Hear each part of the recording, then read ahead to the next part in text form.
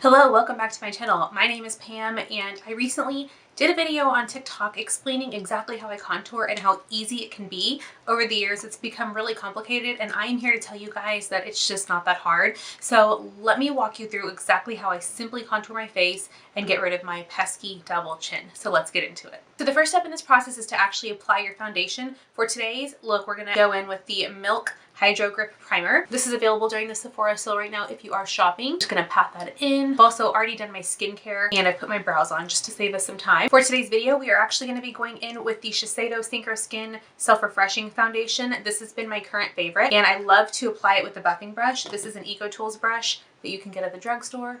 And we're just gonna quickly pat that on. For this step of the process, we just want even coverage because we're gonna build with a cream contour over this foundation, and that's gonna do a little bit of the coverage for us as well. Now you've officially completed step one of the process, which is to neutralize your skin tone, bring your face to one even flat color. So at this step in the process, you can actually stop right here and start to go in with your contour and highlight products, or you can use a concealer that's actually just gonna correct and brighten certain areas, but it's not gonna necessarily highlight your face. And now that we've done that, we can actually begin the contour and highlight process. For your highlight, you're actually gonna use a shade of concealer that is 2 to 3 shades lighter than your skin tone to brighten areas of your face that you want to project, augment, or bring forward. So for me and my face shape, that's gonna be underneath my eyes, right above my eyebrows, in between my eyebrows, the bridge of my nose, and my chin. I have what you call a weak chin. So whenever I turn to the side, you can actually see that my chin goes a lot more back than my nose. And so to balance out my profile when you're looking at me straight on, I need to add concealer to my chin, and it's gonna give the illusion that it's coming more forward than it really is. When I look at my face, on the opposite end of highlighting, which is contouring, I actually want to scale back my cheeks. I hold quite a bit of my weight through my jowls and my cheeks, so my goal is to bring forward the center of my face, which is right here, and then to actually recess the sides of my face, specifically right through here, to make that look smaller. So what we're gonna do is grab our concealer, and all you're gonna do is feel your facial anatomy to actually see the areas that you want to bring forward. So for me, it's the under eyes to about this point, because this is where I actually feel like I have a lot of volume and I don't want to highlight that. So I know that I'm going to stop my highlight right here. So you're just going to literally place your finger there, and that's going to let you know that your highlight is not going to go lower than that point. And I know that that feels really silly, but I promise you, if you literally just place your finger exactly where you want that highlight to stop, then you'll actually know how far down to bring your highlight. I get that question quite a bit on Instagram, and it's because there's so many charts and videos floating around on the internet telling you where you should place your highlight, but really cannot go by those. You have to look at your facial anatomy to see what works for you. So for me, I know that I don't want to highlight past that point. Now, when I look at the sides of my face, I feel like I'm okay with the width of my face right here. I don't want to take the concealer too far out this way. So I'm actually going to cut that highlight off right here, right where my eyebrow ends. I'm going to draw a line right there, because that's where I want my concealer to stop. Now, when I look at my nose, I want the bridge of my nose to be highlighted. So I'm gonna make sure that I only apply a highlight on the areas that I want to come forward. So for me, that's literally just right here, and then a straight line down my nose. Now, I have a really tiny forehead, so I'm not really gonna spend a lot of time contouring my forehead or adding a shadow to my forehead to make it look more pushed back. I'm actually gonna spend a lot more time highlighting because I want it to look a little bit bigger than it really is. And I'm okay with the size of my forehead, but when I look at it in comparison to the proportions of my face, I do feel like it could be a little bit bigger. So I'm actually gonna use this highlighting concealer to pull the features up and out. And what this is gonna do is draw the eye to this lighter portion of the face, making it look like it's a little bit more projected, pushed forward, or larger. And lastly, my chin. My chin, I feel, could come forward through here.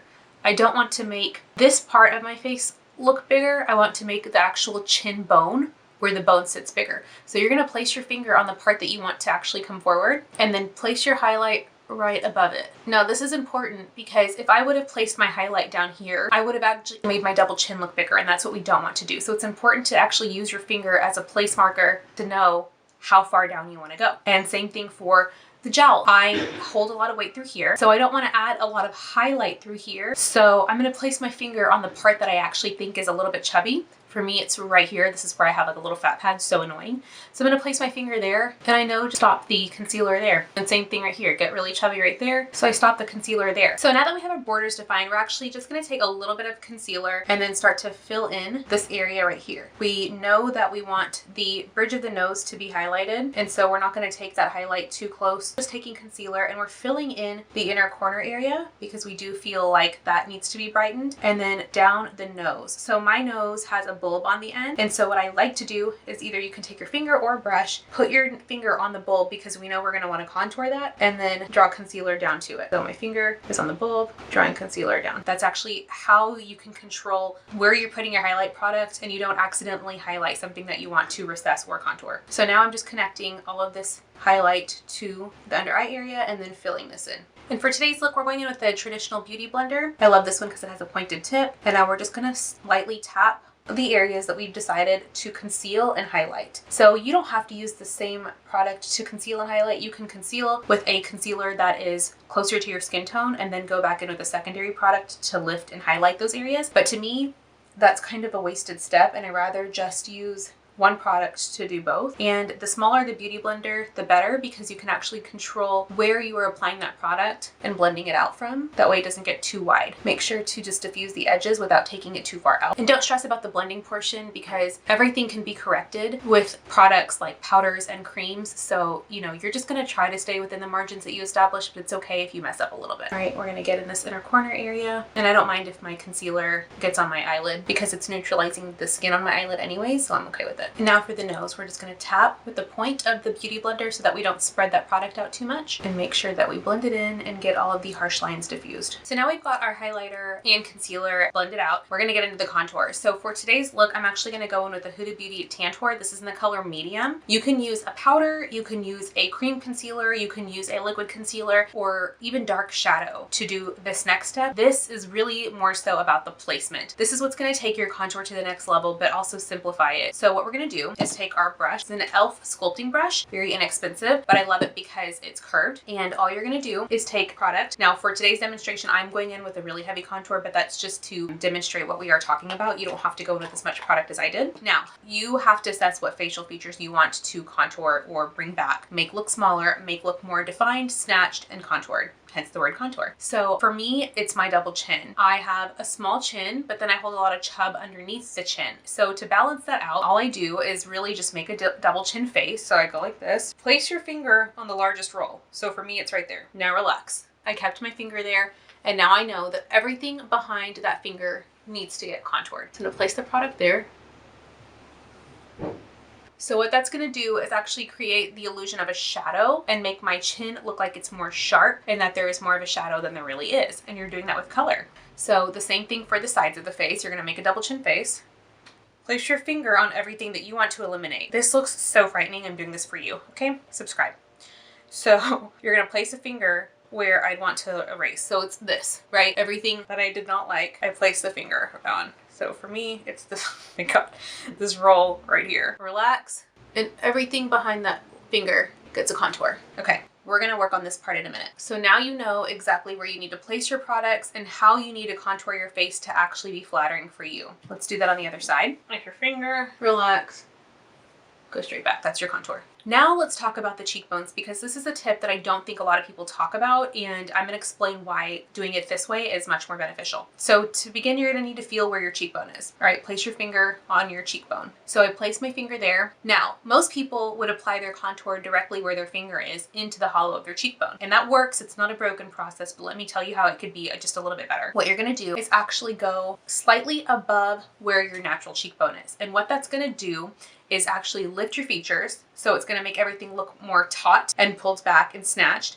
And I use that word a lot because it really does make it look like your skin's just been tightened a little bit. But it's also going to allow for the bottom of that line to start in your actual contour. So if your face caves in right here and you only put the dark color right there, all it's going to do is basically darken up that face concaved area, which is not bad. But if you lifted it a little bit, it would almost make it look like it's more sculpted and high, and then it ends where your cheekbone dips in. That sounds confusing, so let's just get into the demo. So all you're going to do is feel where your cheekbone is. Place your finger there. This is my organic cheekbone. I'm going to go right above where my natural cheekbone is. Okay. Now, most people contour down towards the corner of their mouth, but I don't want to pull my features down. I want to keep everything up and high. So I'm actually going to contour to meet my nostril. And what that's going to do is actually give the illusion that my face is more contoured and that my cheekbones are more full and pronounced right here rather than right through here or here. Now you can see that there's a gap in the sideburn area. If you want to pull this feature out of yours, you're going to leave this empty because we're good. But for me, like I said, I want to kind of shave this part of my face off. So I'm just going to connect these two lines. And that's your contour. I'll do a separate video on a nose contour because that's a video in itself. And for my face shape, I'm skipping the forehead. But so far, this is gonna be what's really gonna take your contour game to the next level, because most people do just along the jawline, but then you see them from the side and they have a really weird stripe, and it's because they didn't mimic their natural facial anatomy properly, like this. And most people take their contour to the corner of their mouth because they see a lot of celebrity makeup artists do that. But what that is actually doing is making your face look more long through here. And as we age, we actually lose collagen and elastin production. So everything starts to look long through the mouth, including our upper lip. So we want to actually avoid that. We want to actually make everything look short and tight. So you actually want to curve up. So let's get this contour blended out. I'm adding my contour to my lip and my nose, and I'll kind of briefly touch on it. I'm just gonna add a little bit to this bottom lip to make it look more full. The tip of the nose to shave it upwards, and then I actually take it down my lip as well. And then for the nose, I take a little bit more contour and I take it from the tip of the brow and I actually make a Y on my nose. For the eyelid contour, you can take the contour color like where you would put your crease color through the eye socket where your eye bends, and then just keep it high and up and out. You don't want to take it down. Remember, we want everything to be lifted. All right, let's blend out this contour.